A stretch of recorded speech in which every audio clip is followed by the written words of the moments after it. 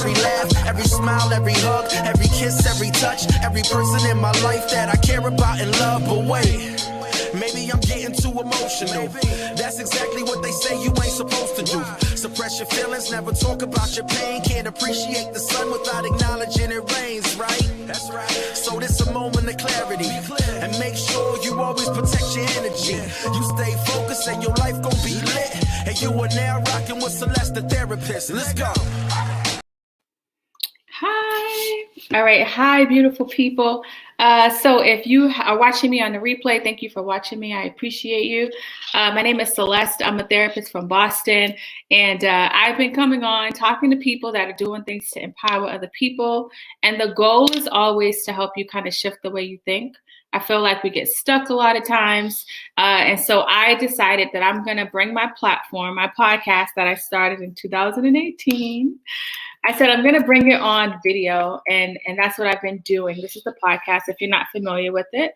I said, I'm going to bring it on video, and it's been going well. It's been about 8 weeks, and I have been talking to people that are not only empowering other people, but have been able to kind of shift their thought process in the way that they're doing things. And they're helping us with that as well. Like they're giving us these tips on how we can work on shifting our mindset. So before we start, I have a special guest who is familiar with the show. She's been on the show season 1. Actually, the last guest on season 1. I'm so excited that she's back. But I wanted to put up this line, the crisis text line, 741-741. So if you find yourself struggling and want to get connected to a crisis counselor, this is a text line you can utilize. Sometimes just being able to share what you're going through can be a sense of relief. And I know a lot of times people don't really have the privacy or the space to share. And this is like one way that we're able to do that.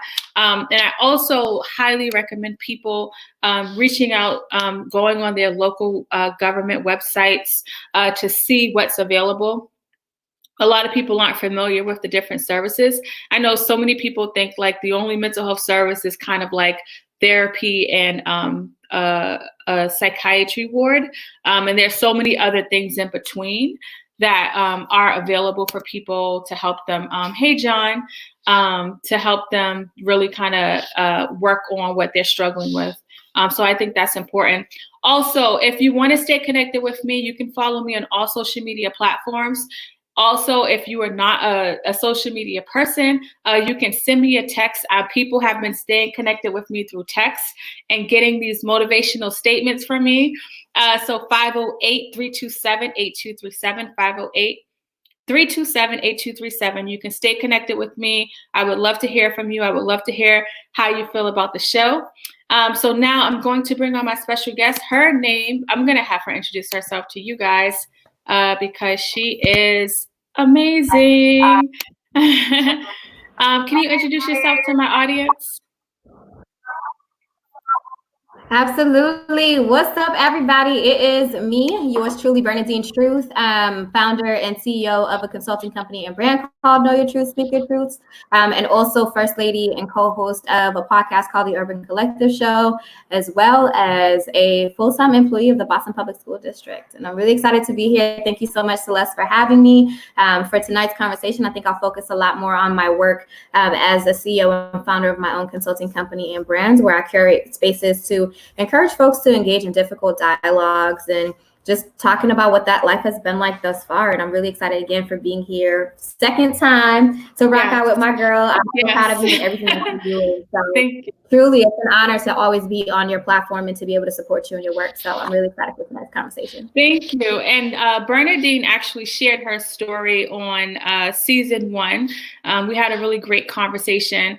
But just for my listeners now, like tell people about Know Your Truth, Speak Your Truth. Like, why did you create that? Because that feels very unique. Absolutely. So why did I create it, I think, is a question that serves many purposes, and I'd wear many hats as I describe it. So to start, I would say it really is a story, a company created and level of empowerment and a story of pain to power, if you will. As an adolescent, as I've shared before, I was molested by a family member. and was raised in an environment that didn't really believe me and didn't really trust what I had to say and parts of my journey. And then fast forward in my early 20s, I was raped and I lived in silence about my story for about 5 years. And it really tore me apart and really destroyed me as a person, as you can imagine, you know, growing up in a cultural environment where what happens in the family stays in the family, et cetera. So I said, I need to break these generational curses and break these generational traumas. And I need to be able to share my story. And I felt like I was also in a time where people felt silenced by their identities, you know. So I'm on your show right now with my hair and my braids and my twists. I'm wearing a Love Your Magic, Black Girl Magic sweatshirt. I'm all about my Black empowerment, but I felt like there was a point in time where being Black wasn't celebrated. Being Black didn't consist of a level of empowerment externally in much of the world. And so I said, I want to curate spaces too, where people of color are truly able to feel empowered to love themselves and to be themselves and to understand their life stories and their narratives, especially when we deal with elements of life like imposter syndrome, having to respond to realities around implicit biases, microaggressions, et cetera. You know, I felt like a lot of us were conforming to what the Eurocentric way of life was and not so much staying true to who we were as unapologetic Black and brown folk. And so I said, listen, this has got to stop. I need to stop being silenced by my trauma. I need to stop being silenced by my race. And I need to stop being silenced by my gender too. And I think that in order for that to happen, it's not just focusing on the individual, but also focusing on our infrastructures and our systems and systemic systems that are in place that really oppress the people. And so I said, listen, in order for me to propel the Black and brown community forward, I need to curate spaces for the Black and brown community to feel empowered. And again, knowing their truths, right? But not just knowing it, but speaking on it. And I need to bring allies into this conversation and hold our white counterparts accountable as well, because when we're talking about impacting institutional systemic change, they need to be very much at the forefront, if not more at the forefront than Black and brown folk, because I'm not here to victimize and penalize people of color for being marginalized. And so that, you know, thinking again, paying the power around trauma and around realities and dynamics of institutions, that's that. And I think that the company has now evolved to also work with young people, which I love. And people are always asking me like, well, not always asking me, but sometimes ask like, well, why is working with young people part of your contributing to impacting systemic and institutionalized racism and change? And I said, imagine what world we'd live in if young Black and brown people never had to unpack stereotypes, never had to unpack and deal with microaggressions, never had to doubt the skin that they're in, never had to feel inferior solely off of the basis of other people's misconceptions of who they are. And they walk into spaces and they say, I'm unapologetic myself at 5. I'm unapologetic myself at 7, right? Like those young people become adults who will take no nonsense. And that to me is important in empowering a young person to feel like there is value in their voice as young as 5. Again, that's the youngest age I've worked with. I think is very beautiful and can lead to those changes, because that level of self-esteem, right, makes all of the difference too, and self-empowerment to really feel like to know that you are in fact somebody and your voice matters just makes a difference. So here we are, Pain to Power, and now it's just taking a form of its own. And I love it, curating all of these spaces for various types of people to break down their own personal walls as I prioritize authenticity, transparency, and vulnerability in all of the work that we do, in empowering, again, people to show up unapologetically all the time. White, Black, Asian, purple, orange, big, small, 5, 75. I'm like, we all have a story. Everybody has a story, right? And I'm like, no, you can't leave it to other people to write it for you. You have to show up for self. And so that's what we do. I guess in the process.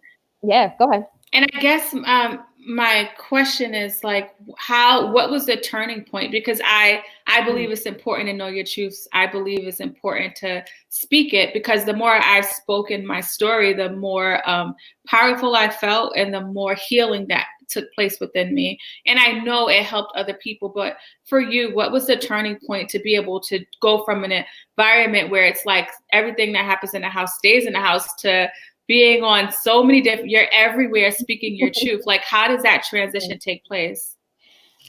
I mean, that is a great question, because it's causing me to reflect right now, even. And that turning point, I think, again, it wasn't one isolated incident or aha moment. I think it was really being in a position where I was looking at myself and I said, Bernadine, like, you know, you have a master's degree, you're living on your own, you know, you have a roommate, like you're grown, like what's going on? Like, why do you still feel like you're not happy? What's going on? And I think I had to really sit with myself, again, valuing introspection, right? And really prioritizing yourself in the work that you do.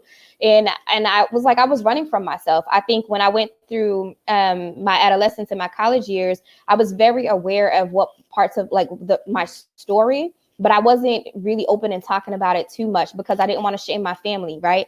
So even though my family, I experienced a lot of hurt and disappointment and neglect from them, I still felt like I needed to protect them, and I felt like I needed to hide who I was, and all of that was eating at me.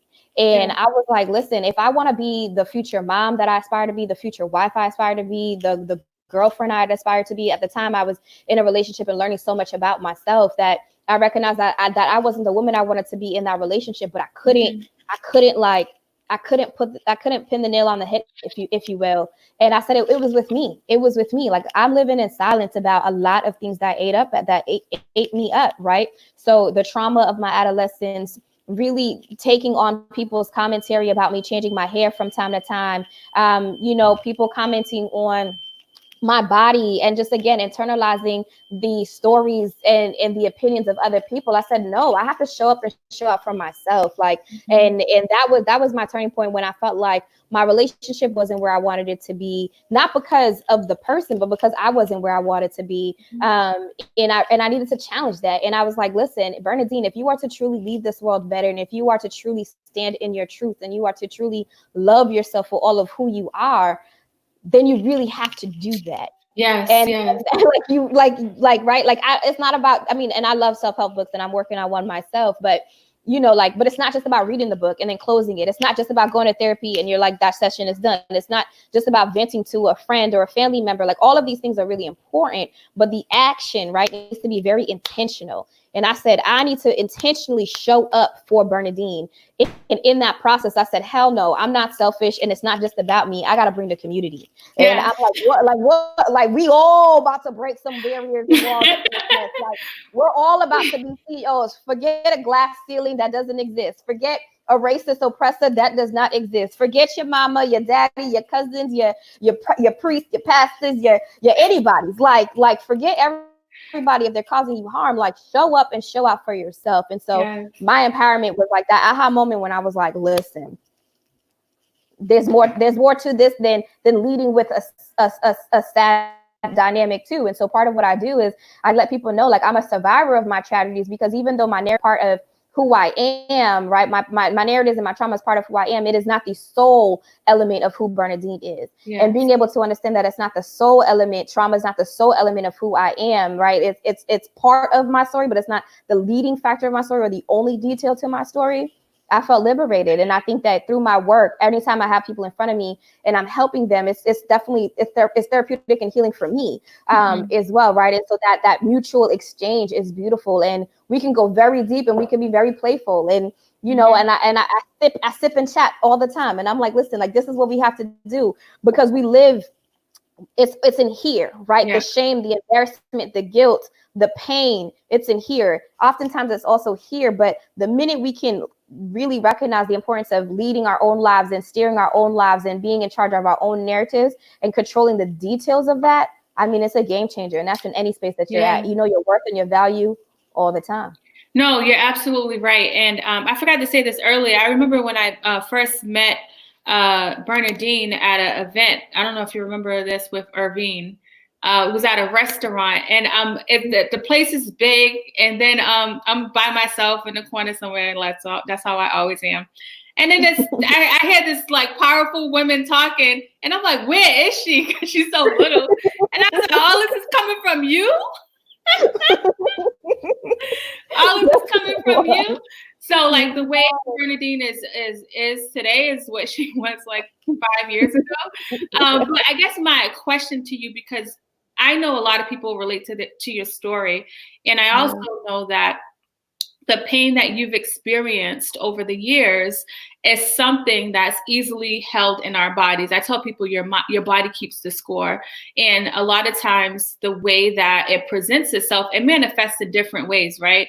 the statistics from sexual abuse or from sexual assault or from whatever, you know, the statistics. And I think sometimes we can keep that victim mentality. How what would you say to somebody that's hearing this and kind of saying like, wow, like, you sound so powerful. You don't sound like somebody that's gone through what you've gone through. Like, how could somebody break that victim mentality? Because everything you're saying is coming from somebody who understands pain. So I think coming from you is a powerful source.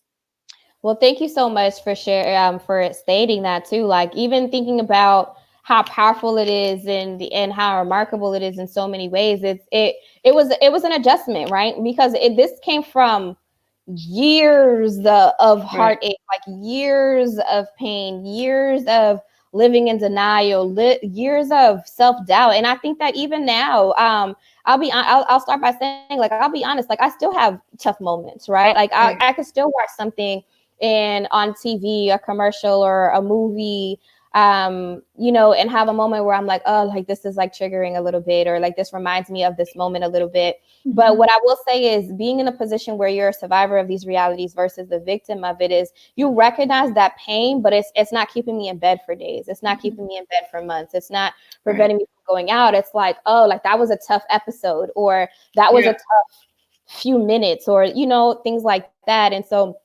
that journey, though, I think was one of therapy, like hardcore therapy, and breaking down cultural barriers, or rewriting my own narrative. So I went through, my journey through therapy was challenging within itself. Like, when I was first sexually assaulted and my family was informed of it, I had to go to therapy. It was required from my school, and my mother hated it. She was like, oh, now you're telling all of, like, this person your business, like, you're betraying the family, like, what's wrong with you? Like, you have issues, like, you better not go in there and talk about anything. I was a minor, so my mother had to drive me to therapy and drive me home from therapy, and those drives were painful. They were super terrifying, right? But she was scared and she was nervous, and I had to evolve, and that's another day's conversation, just to understand, like, what it was like to be in her shoes too.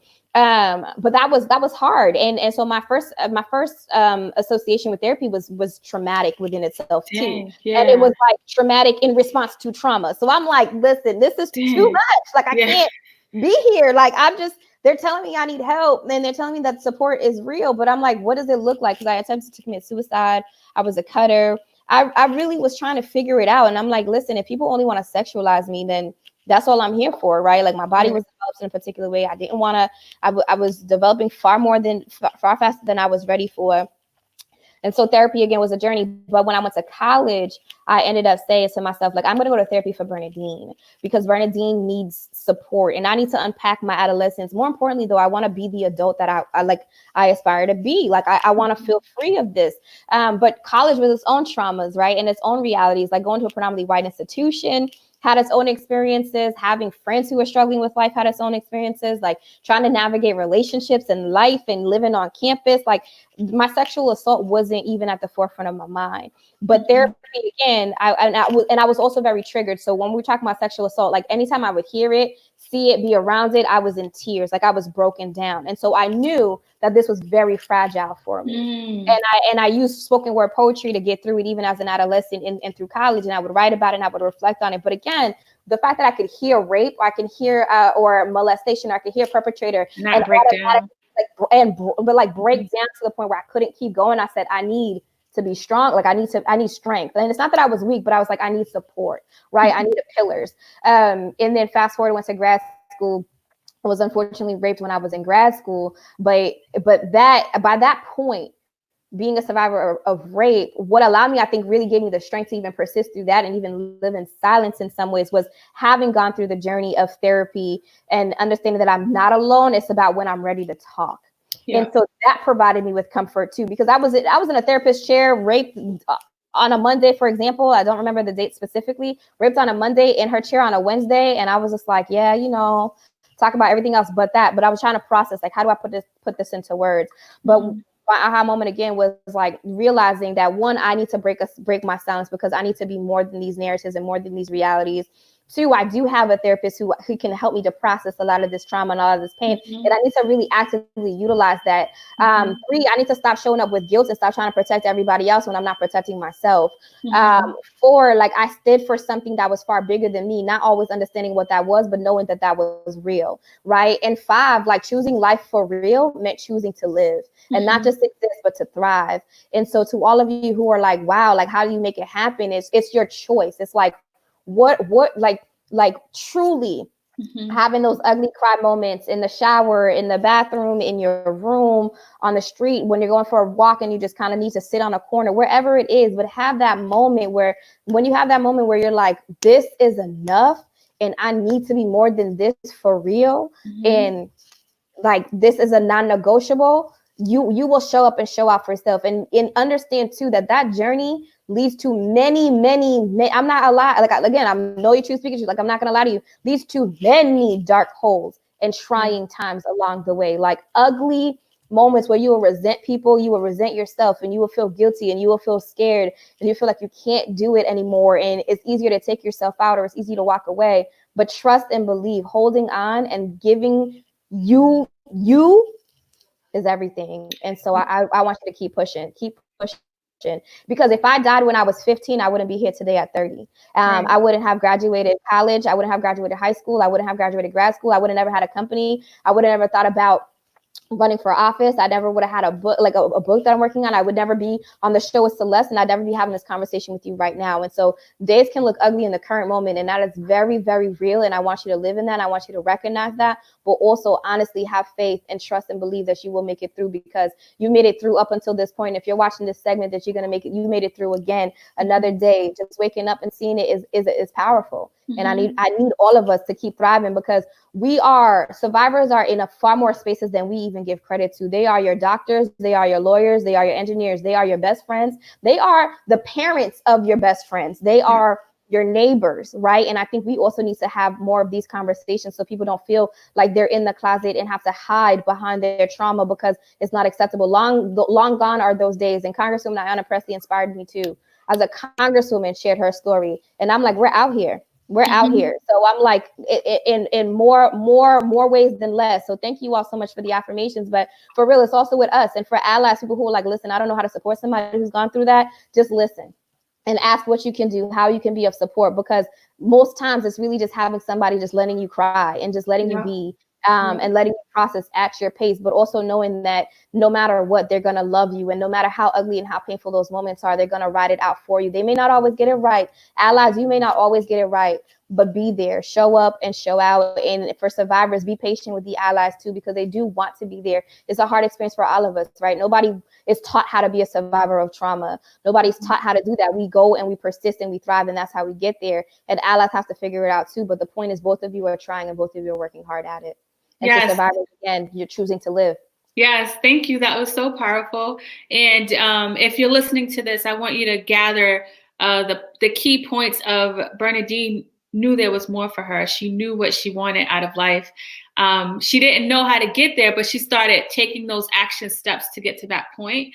And when you're taking those action steps to change the narrative of your life, of the way that you're thinking, of the way that you're feeling, it won't always feel good right away. But the goal is to keep going. And I think that's what you're sharing with your story. So thank you for that. I'm glad you're here. Thank you. Now, you're here. Thank you.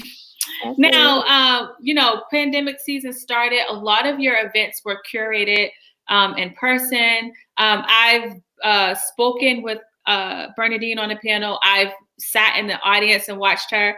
She's super powerful. I have chills anytime she speaks because her passion speaks through her words. Tell people a little bit how that the pandemic has kind of pivoted the way that you've done your consulting business. Absolutely. Thank you so much. So in the very beginning, it came before I wasn't even in front of it, right? So earlier I was like, we need to steer our own lives. Listen, everybody was steering it for me. They were like, so this event is canceled. We're going to reschedule you. We can't move forward. And I'm like, no. One after one, things started getting canceled. I mean, it was happening. I was like, this is a real wave, like a real roller coaster. And I was devastated because I planned for all of these. moments, and I was doing prep work and everything like that. And so I think it definitely happened before I was ready as far as the impact. Side note, when Bernadine said she was doing prep work, Bernadine is very detail oriented. When the girl said she was doing prep work, she was doing not your little Google and stuff y'all be doing. Bernadine goes in like I have to be ready. No, I love it. But it speaks volumes of who you are. But anyways, go ahead, girl. You was doing that prep work and they done messed up everything. It was like, so that prep work needs to stop. Prepare for that. And I was not ready. So I was hurt. I was really, really hurt. But life happened. And so I'll be honest, I struggled. I'm an extrovert as well. And you are as a business owner and an extrovert, I was hearing like, this pandemic is happening. And again, to be honest, like I was like, this is not that bad. Like this cannot be that bad. Like no way. And lo and behold, it was terrible. And in fact, my family was impacted by it. My friendship circles were impacted by it. But in the very beginning, it was tough because again, like I said, I was losing engagements or having to reschedule engagements and contracts and renegotiate and everything like that. And that was fine. But I had a moment and I was just like, so what am I going to do now? Because I had just launched my Unfiltered series, and my Unfiltered series Cure is a monthly space where we're having unfiltered dialogues about various topics. And so whether it was focusing on the realities and the challenges of being a Black man, or spaces as a Black woman, or what is it like in our professions and navigating life? What is it like to own capital, financial literacy, like whatever. Like this was like months from March forward up until December. There were monthly sessions lined up, and my entire board was ready, and I just put out the flyer. And so when the news came, I was still planning my launch event for the series, which was going to be bringing intergenerational women of color together. I had the restaurant, I had everything, and tickets were selling. And then all of a sudden there was a pause. And I was also like, why is there a pause here? Like, I don't understand. Oh, the world is changing. But I was like, no, I was like, this will not happen to me. And then it happened. And so I had to to answer the question again, I had to take a moment though, after really struggling with it, take a moment to reflect. And I had to sit with myself, and I'm very in tune, and I take the time to ask myself, like, what do I want to do? How do I want to do it? And how do we move forward with that? Mm-hmm. And for a while I went MIA on social media. I had to unplug because I didn't know how I was going to show up. I didn't know what I was going to say, and I had to be very true and genuine to the people and with the people. And so what that meant was I had to be very in tune and genuine with myself. And I wasn't feeling it. I wasn't feeling like posting. I wasn't feeling like engaging. I was sad. I was hurt. I was confused. And so I took time for myself. I took a couple of weeks and then showed back up, and I said, you know what? Everything I'm doing that I was going to do in person, I'm just going to do it virtually. Learned, got a Zoom account, made it all happen, got some feelers from folks. I'm like, listen, would you be down for this? Would you be supportive of this? Is this the way that we can do this work? And they said, absolutely. And that was that. And so literally I tried to emulate everything that I would be doing in physical form online. Yep. And so like from the questions I asked, the ways that I navigate through Zoom, the people that I asked to speak, the where I take the conversations, because people are following my work for a reason. They need this therapeutic moment for a reason. They need this community for a reason. They need this support for a reason. So it is my job, my duty, my sole responsibility to make sure I give that to folks. And that will always be my priority. My priority is always going to be the people. And the people wanted it. The people have showed up. And I've even added more sessions than I've had before, because I said, listen, I'm picking up on what matters to our community. And I hosted a brunch for little girls, for little Black and brown girls, about loving the skin that they're in. And they want it to happen weekly now. And I'm going to launch a series for them in the summertime. And I was creating spaces for moms. Celeste, you were able to be on a panel when we were talking about navigating love and life and through trauma. So there was no time. I took my time. To really process, to show up for myself genuinely. So I think people are also like, keep pushing, be resilient. Heck no. Like if you're sad, if you're angry, be sad and be angry, because you're gonna be phony, and it's gonna seem like work. When your passion becomes the moment that you feel like the most, when you start resenting your passion, that's because you're not listening to yourself. And I was not about to resent everything that I loved and everything that I was. I just had to figure out how to be all of who I am and do everything that I love and connect with the people in a genuine way, in a way that truly is genuine to myself. So I didn't end up doing anything in March, but I did do something in April and I came back full force and I've been going ever since. And so we're going to keep going and we're going to figure it out. And now we have to figure out how we're pivoting when there's all these phases, because Massachusetts has said we're going to be open. I don't know who's going to be ready yet, but I'm going to engage with my clients. I'm going to engage with the community and see what works, because it's about us. It's about the collective. Yes. Thank you for that. You know, your pause that you took, you know, you're about knowing your truth and speaking your truth. So that definitely was something that was needed. Everything that you're doing is truly amazing. I'm just grateful that you had time to come on today. I do want you to tell people about your next event, because you're talking about these events. And now that they're online, the sad part is that you can't be there. But the good part is that people across the nation can actually be a part of these events that you're curating. So tell people about this one coming up. Absolutely. Thank you so much. So for mental health, so May is Mental Health Awareness Month. And so part of that is really recognizing that the Black and Brown community doesn't always acknowledge our mental health and our well-being. And as a proud Black woman, I want to curate the spaces for us to engage in dialogue. And so part of my Unfiltered series that again was launched is now Unfiltered and Unapologetic Dialogue on Navigating Life personally and professionally as Black women. And so I'm so excited to have women of color on this panel to talk about what it's like for them to navigate through their fields, whether it's in education, business, social justice, politics, consulting as entrepreneurs, being the first of their fields in many ways. And really, again, having an unapologetic space for us to talk about what that experience has been like for them to be where they are. So it is May 27th. It is from 6 p.m. to 8 p.m. I will share the link with Celeste. Tickets are going. So hopefully you can all check it out for anybody who's interested in being part of this space. We're going to have an element where we're going to have panelists share their stories and engage in honest dialogue and open it up to the participants to ask some questions, and then curate spaces where you can all engage with each other. Because again, as a host and as a curator of these spaces, it's not just about me speaking at you or with you. It's about you all getting to know and speak with each other, because that makes a difference, right? Because again, it's one thing to know your narrative. It's something totally different to speak on it. And that's the only way we, in fact, are connected. And we need to break down those walls of silence. And so we're making it happen. And I could just co-sign on this amazing thing that she's doing, because I was a part of the panel last month. And I think, she broke us up into rooms. We were able to get more personal. It didn't feel like I was on a computer. It felt like I was with people. Like it's a really powerful experience. And anybody that knows me or has listened to my podcast, you guys know I'm all about community. And I feel like we heal when we're together. And I think that's why I was passionate about coming on this video platform during pandemic, because I know what isolation looks like. I know what depression looks like. I talk about it all the time. And I know that so many people are kind of in their own head, right? And that's something that you talked about.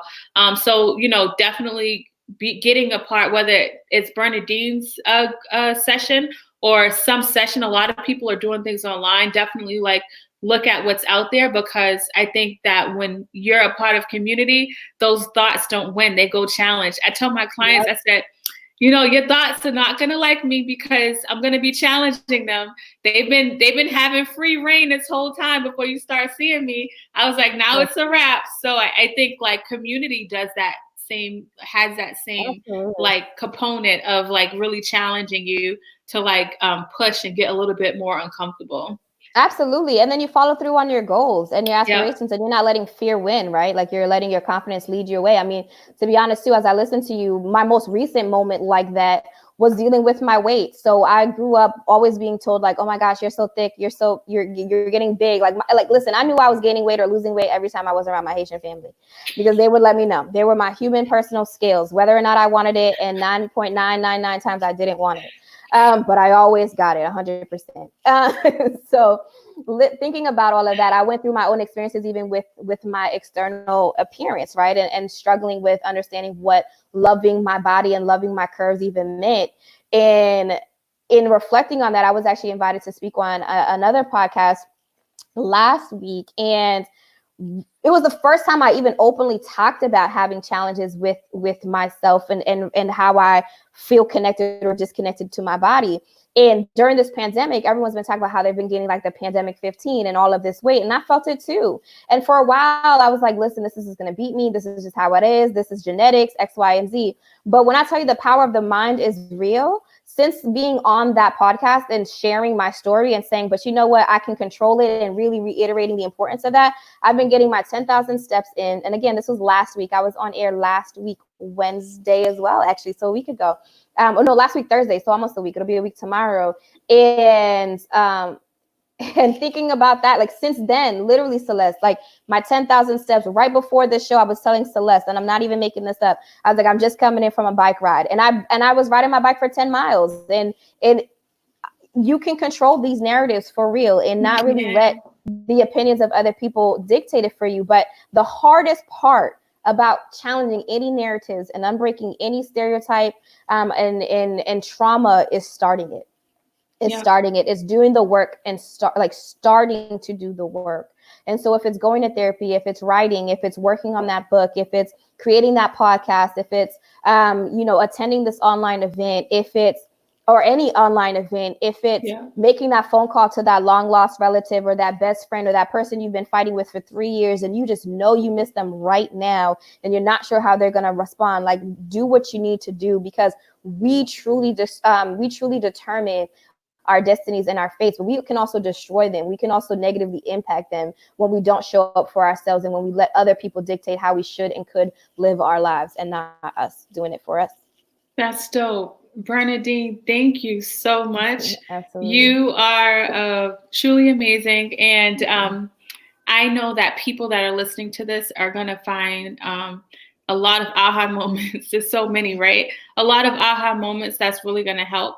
But I will say to people listening to this that are feeling something turning in their spirit, don't let this be the last time that you process this work, right? Don't let this be the last time you hear this and you feel good. I don't want you to just like turn it off and then just keep moving. I want you to try to be a little bit more intentional about starting your process, because like Bernadine said, the hardest part is starting. But as you start and as you start to embody the life that you want, your mind and your body will fall in line. And so like she said earlier, those nights maybe where you was crying all night turns into maybe for an hour, right? It starts to dismantle and it's not as hard, right? It gets a little bit easier, right? It doesn't completely go away, but I think that the journey of healing is going to happen once you just start the process. And we are, it's a choice, and we are the people that stand in the way of that. It's not Bernadine, it's not somebody else, it's me, right? I have to be the one to start the process. So I'm grateful for you. We have that responsibility. Yeah. Absolutely. We can't blame folks. And it's hard to say, because you know what? The pain your family members cause you is real. The pain your partner has caused you is real. The pain your children have caused you is real. The community, your coworkers, society. But we are all of those things. You are somebody's daughter, son, mother, cousin, friend, etc. Right? And so understanding that, yes, people can certainly impact you. And I don't want to disregard it at all. I want us to recognize that, yes, people do impact us, but how they impact you, or to the magnitude in which they impact you and alter your life, is also dependent on how you show up for your own life. Absolutely. I think that's going to be my clip for tonight. It's tough, but I'm like, it's true. And it hurts. And I mean, sometimes people really are crying for days, and I want us to cry for days, but there has to be that day where you're like, I'm done crying. Like where you're like, I'm not doing this anymore. I hope that there will always be that day for everyone. I don't ever want someone to feel like they have to take their own life. Speaking as somebody who attempted to commit suicide on several occasions as an adolescent, a friend of mine asked me one day, Bernadine, like, what's your proudest accomplishment? And my proudest accomplishment, honestly, it's not even all of the things that I've done and created. It's choosing to live. It's my proudest accomplishment, because if I never chose life, like I said earlier, I'd never be here today. And I would never have even been in a position to think about all that I could do. Podcasts weren't a thing when I was 15. These virtual spaces weren't a thing when I was 15. I didn't grow up with money. So I never thought I could have my own company. I didn't even think college was possible, right? And holding on past 15 changed my life. I didn't even know I could love. I didn't even know I could receive love, right? And I've been in those moments and I've been in those spaces. I didn't know I could have a friendship with a therapist and respect her work. Like really, really respect your work, Celeste, and all that you do and all that you represent as a Black woman, as a wife, as a mother, as a friend, as a colleague, as a human being. I would have never even been in those positions. So again, for anybody who's, whether you're an entrepreneur, a survivor, facing traumas, facing hardships, like honestly, choose life, as ugly and as painful as it is. Choose life, because there's so much more greatness that can come from living than anything else. And don't just choose to live it, but choose to talk about it. Choose to share, choose to say. And when somebody asks you how you're doing, we can definitely respond good. But I think it's really having the conversations like, you know what, today's been a little difficult for me. Or like, today's been a little tough. Like, oh, you know, this is the 30-year anniversary of so-and-so, or, you know, I've had all of these plans and all of these goals, but it's just not, it's not manifesting itself right now. So I'm struggling with that. Or I feel wonderful. Like I didn't even think, when I went to bed last night, it was tough. So I didn't even know I'd wake up happy and ready to go today, but I'm here and I'm happy. That's beautiful. Fake laughing until you really start laughing. That is therapeutic. It's real. It is so real, y'all. Like, I just need us, you know, and I love it. Shifting the way you think for this podcast conversation too, and these virtual spaces, because again, the mind is truly a powerful thing. And when they say the mind is a terrible thing to waste, it is true. It is a terrible thing to waste, because it determines how happy and sad we are. And also I'd say when we're asking somebody how you're doing, there's a difference between asking a person how you're doing and then and asking versus asking them how you're doing today. How are you today? How are you in this moment? Because we all go through moments in life where we're scatterbrained and we're in 800 places at a time. But when you ask somebody how they're doing today or how they're doing in that current moment, it's really causing them to think about where they are at that time. And that within itself is powerful. Yes. So it's the little things, and there's power in words. Yes. Thank you. Absolutely. I appreciate you, my dear. Appreciate you. All right, we're going to say bye. All right. Bye, everyone. Thanks so much for having me, Celeste, and I'll talk to you all soon. Oh, she was so amazing. If you just came in and you're new to this platform, my name is Celeste. I'm a therapist from Boston. I talk to amazing people like Bernadine all the time, who are doing things to empower other people. And, you know, one thing that I really want you guys to understand is the importance of authenticity. I know we didn't use that word, but sharing your truth and being authentic is something that will get you a long way. One of the things she said, she was like, it's not that I was weak. Like I was like, a lot of times when we have breakdowns or when we're trying to like get help or when we're being vulnerable, I feel like we feel like that's a sign that we're weak, right? And depending on the culture or the environment that you grew up in, a lot of times that's the narrative that we're told, is that if you're crying, you're weak, right? Especially men, right? And you don't have a reason to cry, like, and so because like that narrative starts to play in our head, even as a child, as we get older, that stays with us. It doesn't go nowhere, right? And the thought of me not being able to cry and not being able to express my emotion when I'm human makes no sense to me. And so a lot of the narratives and the way that we have stigmatized mental health has really like set us back, right? And somebody wrote on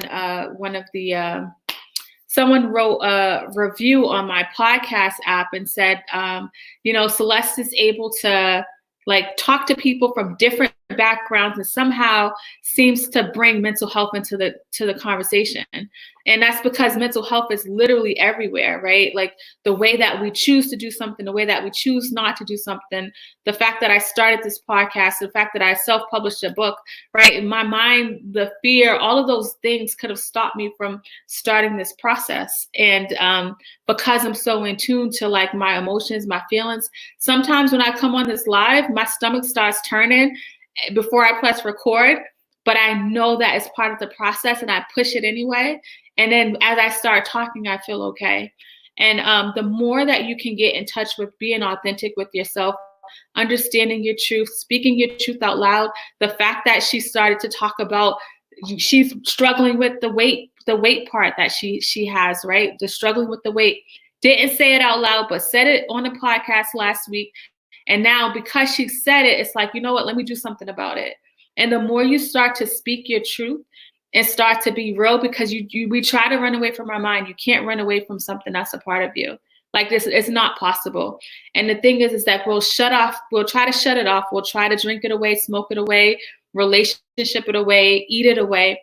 But you start to do that, you're going to miss out on the good parts of you. And that's why it's important to just say, you know what, I'm struggling. And then let's start to work on that struggle. That's powerful. Before I go, I wanted to show you guys, speaking of getting unstuck, I have this wellness assessment. If you go to celestetherapist.com, it's free. It's a 10-minute video that I do where I kind of break down these areas, right? And a lot of times because we get stuck and there's so many different areas that we're stuck in, we don't know where to start. And so I said, imagine if people at least had a place where they can like sit down and break down the different areas and kind of rate where they stand and then create a plan to work on it, right? And I feel like if you start to create plans to work on the things that you're struggling with, it won't feel as hard as it feels.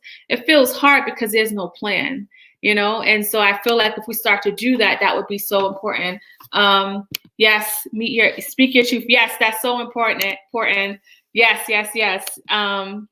So thank you guys so much for rocking out with me. We'll be back tomorrow to talk to somebody else that's empowering other people. If you want to be on the podcast, if you want to share your story, all you got to do is reach out to me. You can also text me. I have a text line at 508-327-8237. You can DM me on social media. Find me at Celeste the Therapist. And you can go to my website and find me there, celestetherapist.com. I love you guys so much. Thank you guys for the dialogue. Thank you guys for everything, for rocking out with me. And until next time, I'll talk to you later. Every laugh, every smile, every hug, every kiss, every touch, every person in my life that I care about and love. But wait, maybe I'm getting too emotional. That's exactly what they say you ain't supposed to do. Suppress your feelings, never talk about your pain. Can't appreciate the sun without acknowledging it rains, right? That's right. So this a moment of clarity. And make sure you always protect your energy. You stay focused and your life gon' be lit. And you are now rocking with Celeste the Therapist. Let's go.